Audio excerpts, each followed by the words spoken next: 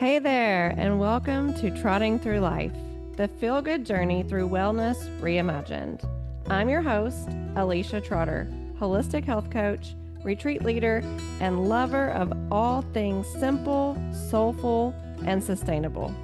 Each week, I'm here to share mindset shifts, wellness hacks, and down to earth tips to help you feel better in your body, your mind, and your life without all the overwhelm. Because wellness doesn't have to be complicated.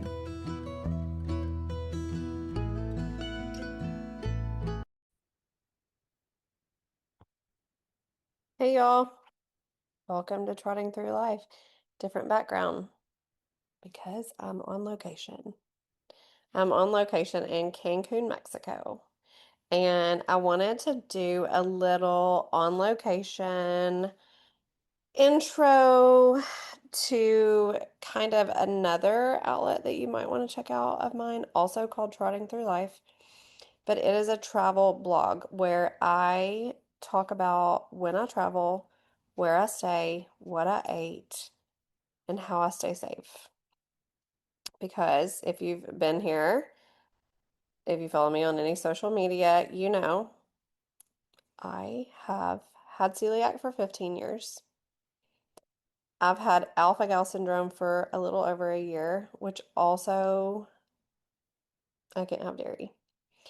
So last week's episode was all about alpha gal and understanding what that is.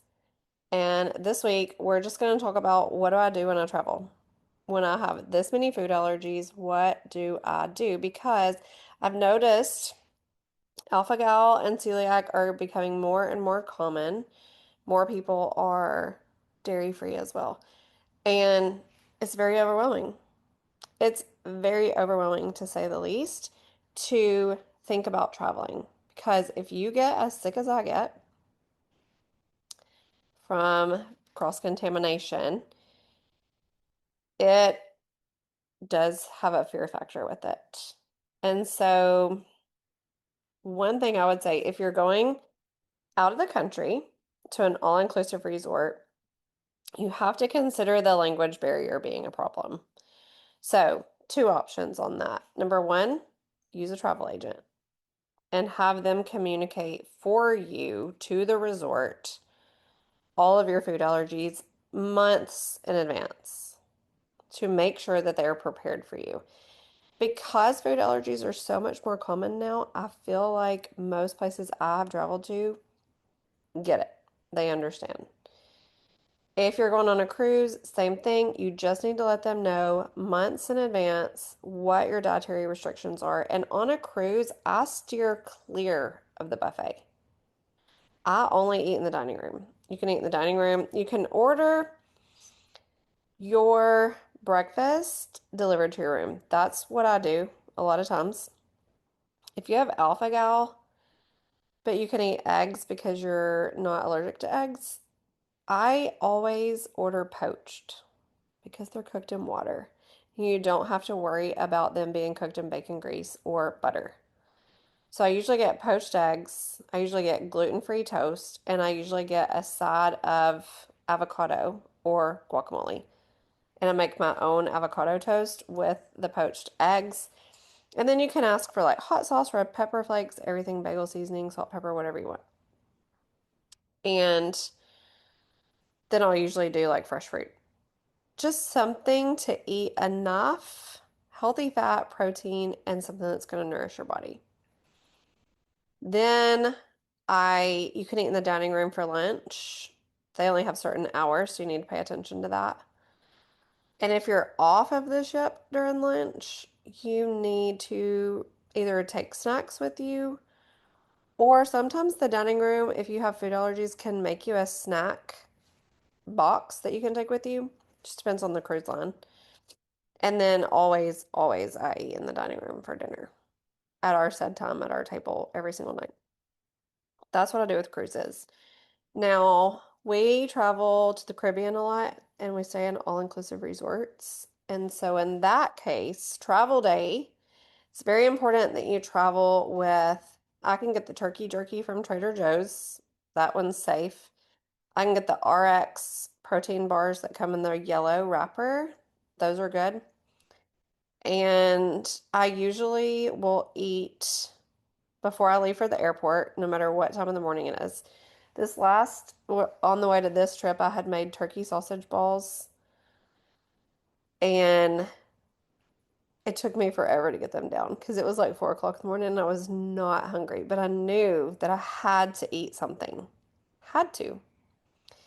I have asked the airlines, correct me if I'm wrong, leave a comment if I'm wrong, but I have asked the airlines, American, Southwest, Delta, they do not have gluten-free snacks. Still today, as prominent as gluten allergies are, they do not have gluten-free snacks on the plane, which is super annoying. But I'll travel with my own gluten-free pretzels, granola. You can always get water. I love American carries the sparkling limoncello LaCroix. I love that one. I don't know if you like sparkling water or not, but I love that one. Southwest, I believe, has the AHA sparkling water that's like a berry. It's the blue and red can. I like that one too. Just to have something different. And always have like a hydration packet to make sure that I'm staying good and hydrated. And always travel with my supplements to make sure I'm just taking care of my gut health and my immune system. But last month we were in Punta, Mexico. We stayed the Four Seasons.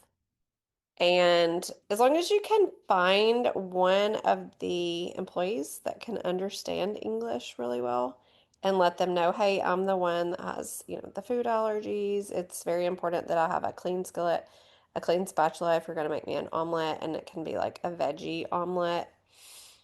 And then the guy at the breakfast buffet, once I got the communication clear on day one, he was the same little guy cooking the omelets every single day. So every single morning I would come down and he would say that he had his skillet and spatula clean for me and he was ready.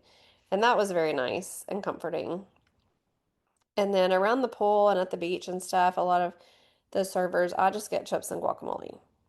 That's pretty much the safest thing. I haven't had a problem with that so far.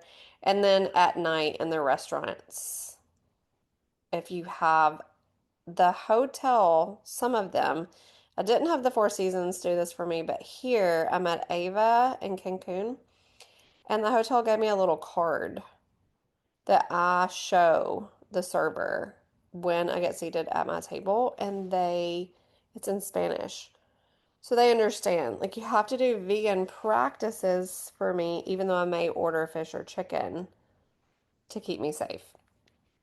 And so I have not been cross-contaminated. I've been traveling the very end of October 24. I just come back from Italy. That's when I first started getting sick. And so I've been to New York City. I've been to Nevis, which is an island outside of St. Kitts in the Caribbean. I stayed at the Four Seasons there.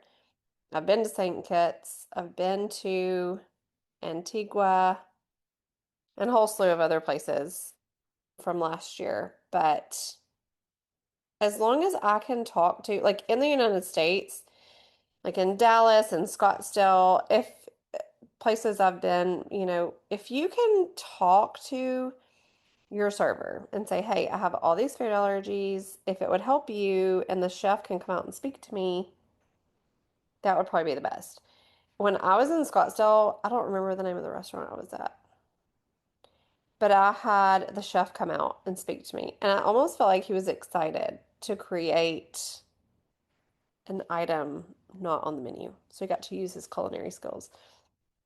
He created for me this scallop dish. It was so good. And everybody at the table was like, wait, yours looks way better than mine, which was kind of funny. But also at Disney, if you go to Disney World in Orlando, Florida, eat at the sit down restaurants, they are very well versed in food allergies. But I feel like the chefs there, they've like been to culinary school and they love to be able to get creative with an off menu item. So great experience there as well. So I think just really like knowing how to communicate what it is that will make you sick so that they understand. Clean skillet, clean spatula. Can't cook my stuff where you've cooked anything that was a four-legged mammal. can't have dairy, whatever. And then always have your emergency meds. Like I carry Pepcid Complete. A lot of people say Pepcid AC. I feel like that takes longer to give you the H2 antagonist blocker. The Complete is like a chewable, but you have to take two of them at the same time. And when you very first can just start to feel that bloating coming on, and you're like, oh no, I got cross-contaminated. I take two of those immediately. I've had really good luck most of the time with that working. I think I've had one time that didn't work. And then just having your EpiPen on hand. And if you travel, you want to take both of your EpiPens if you have two, because if you have to use one, at least you have another one. And so that's how I travel with alpha-gal, celiac, and having to be dairy-free. And it's really taken away a lot of the overwhelm and stress for me to allow me to be able to enjoy myself. But on this trip, I've just ordered my breakfast to the room because they have vegan options. I had a vegan tofu scramble with some gluten-free toast and guacamole. The gluten-free toast was so good, I thought it wasn't gluten-free, but it actually was. I didn't get sick, which was a miracle. But it does still give you that anxiety around, wait, this is actually way too good. So I get it. But yeah, if you found this episode helpful, like if you have a friend or a family member or anybody that has food allergies, newly diagnosed, super maybe overwhelmed, loves to travel, or is considering going on a vacation, cruise, all-inclusive resort, anything like that. If you travel within the United States, especially if you can drive yourself, just pack yourself a cooler and have all of your things. But if you are flying, you can get a doctor's note that says you have to have your food. And especially if you have a medical alert bracelet, I would really encourage you to get some kind of medical alert bracelet, necklace, something that indicates like, hey, yeah, this is legit. Plus you have the doctor's note. And you can pack a cooler and go through security with things you typically couldn't get through with.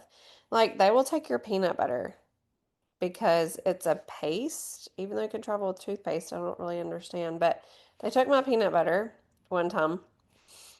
But for the most part, if you know your rights, especially have ChatGPT help you dig in and know your rights, you can travel with your food. And that just gives you another level of peace of mind. But if you're coming into another country, you cannot have perishable food when you go through their customs. They will make you throw it all away.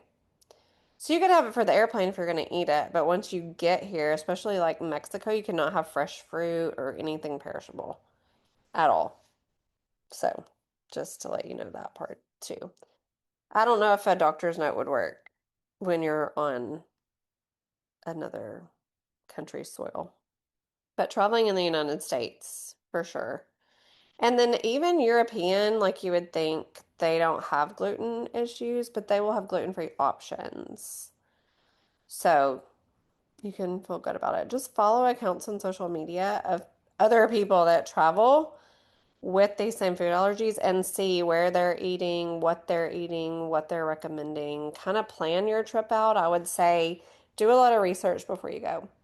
Know if there's going to be a grocery store or a place where you can get your own food, or if there's going to be restaurants that are accommodating. So, those are my tips for traveling with food allergies because it should not ground you and make you want to be stuck at home as a recluse. We are social creatures by nature, and we need to get back to living our lives, even with the restrictions. So, thanks for tuning in, and until next time.